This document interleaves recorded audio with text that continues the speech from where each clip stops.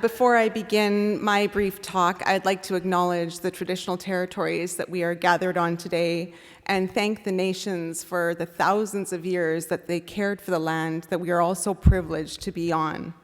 As a Métis woman and an Indigenous scholar, I can't understate how important it is that we always take a few moments of time to acknowledge the Indigenous peoples of this nation and how well they cared for the lands that we're privileged to stand on today. I would also like to express my sincere gratitude to Dr. Pamela Valentine, President and CEO, for the invitation to participate today, and to the whole organizing team for their generous time and welcoming efforts to make sure that my engagement this morning was going to be seamless. Only 2 weeks ago, the World Health Organization warned that loneliness could soon become a global pandemic and announced the establishment of a Leaders' Commission on Social Connection. And in an era where health-related professionals and researchers are contemplating how values of equity and diversity challenge us to close the gaps and disparities within health system delivery, I am grateful to have this opportunity this morning to join you and share why I believe story, in its own right, is an important and meaningful attribute of inclusion, and ultimately relationship building, healing, and social connectedness in the continuum of care. Like Pamela mentioned, when I was 19 years old in 1997 and about to embark on a soon-to-be-canceled backpacking trip through Europe, I was diagnosed with relapsing remitting multiple sclerosis. That was 27 years ago. Since then, my life and my story of living with MS has been, alongside its multitude of varying pathways, has been richer than I ever could have imagined. Sometimes the first part of my story feels dizzying. I've been married and divorced. I've been a single mom for more than 16 years to 2 boys who are around the age I was when I was diagnosed. I've completed not 1, but 2, but 3 university degrees, including my Ph.D., which was a lifelong goal I always had, and I've become a professor, and have traveled throughout Canada and the world. I do not take any of this for granted, and I am so grateful. However, approximately 7 years ago, things began to change for me. My MS has always been active and symptomatic, and except for some temporary vision loss when I was in my early 20s, I did not experience notable mobility limitations for almost 20 years. And although I had almost 2 decades to contemplate a life that may include a future where my physicality could be impacted by my multiple sclerosis disease experience, as I transitioned to a secondary progressive form of MS, and with my deeply set beliefs of internalized ableism and disability-related stigmas and stereotypes, I did not cope well. I feared talking about my MS. Apart from my healthcare providers and close family and friends, I kept my MS very private. When things became more visible, I maneuvered through the looks and the questions by telling people I had a sore hip or knee, and kept my secret close. I had just started my professorial role, and knowing the extraordinary ableist attitudes embedded in the academy added significant and damaging layers to my disease management pathway. The toll and weight of keeping my health confidential and feeling as though my chronic health condition is something I should be ashamed of greatly impacted my physical, emotional, and spiritual well-being. So, I took a medical leave from work. In addition to being devastated to suspend my amazing career, I also had to contend with the fact that instantaneously, my MS secret was secret no more. As I was making my way through the feelings of vulnerability following my disclosure, I was really surprised when acquaintances and colleagues wanted to talk about my MS and learn about my story. I was humbled when elders from the Indigenous communities in Northern British Columbia that are such a big part of my life encouraged me to move away from looking at my disablement from a deficit-oriented perspective and instead bring myself closer to Indigenous traditional perspectives of disability, where varying ableist circumstances are considered to be an important and rich representation of human diversity.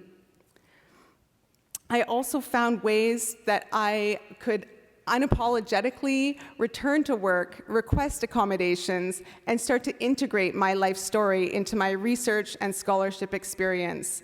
And that undoubtedly has been unbelievably rewarding. I also increased my engagement and involvement with MS and disability-related advocacy platforms, where learning and sharing solidified the importance of me being able to talk about my life experiences. In this regard, disclosure inadvertently became an immense gift and blessing I did not anticipate. Now, just back to those values of equity and diversity and inclusion that I started out with a few minutes ago. There are many different ways individuals, companies, governments, organizations are characterizing EDI tenets in our worlds and our experiences. But for the purpose of this very short talk that I have with you, which by the way is harder to do than if I had an hour to share much more with you, I want to share that I believe equity, I look at it as a verb rather than a noun. It is an ongoing process that should continuously evolve to ensure everyone has access to the same opportunities and resources for MS-related care, including diagnosis, neurologic support, clinical trial opportunities, and disease-modifying therapies, to name a few. And we want equality to be a result. Diversity, on the other hand, to me, encompasses and represents the unique characteristics, experiences, and demographic mix of the multiple sclerosis community. Diversity is what we know we already have. It is crucial to acknowledge and embrace this to better understand the situatedness of potential barriers individuals may face and orientate care and supports to meet the specific needs of MS-impacted peoples and their families. And finally, inclusion, as characteristically representing a community where everyone feels respected and as though they belong, is where I believe storytelling is a powerful and an absolutely integral attribute in the continuum of care. Inclusion is what we want. As an Indigenous scholar, and although I wasn't initially seeing the relevancy in my own MS-related life story, I have been trained to value the power of narratives as transformative to our embodied experiences, intellectual learnings, how we connect to one another, and how we can see the world. Within my academic sphere, stories are holistic and are an extraordinary representation of how Indigenous worldviews teach us about our past, our present, and our future.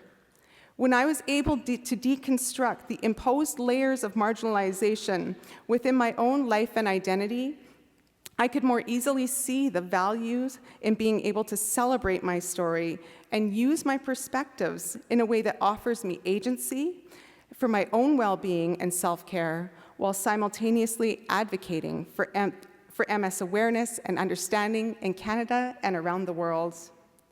Everyone living with multiple sclerosis has a story to tell. By sharing our experiences, we create pathways for genuine conversations, invite a sharing of perspectives, raise awareness of the diversity within the MS community, and create a sense of relatedness. Our stories have the power to break down barriers and challenge stereotypes. They allow us to see beyond a multiple sclerosis-specific identity and recognize who we are as whole, complete, authentic, and valued individuals, and create a culture of compassion, empathy, and belonging.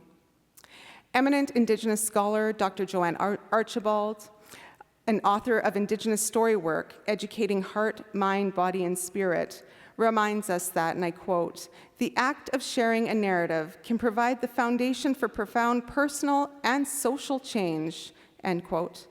I believe we must seek out and amplify our stories. We must find ways to use our narratives to advocate for better and more informed treatments and supports within the MS experience. And most importantly, and help resolve that global pandemic that is anticipated by the World Health Organization, We must find the time and resources to listen, learn, and share. Including who we are and where we come from inherently mobilizes equitable and diverse caring pathways, where our life histories become a critical attribute of inclusion. And for me, in my life story, I feel like it's still beginning. Thank you. Thank you so much, Rheana.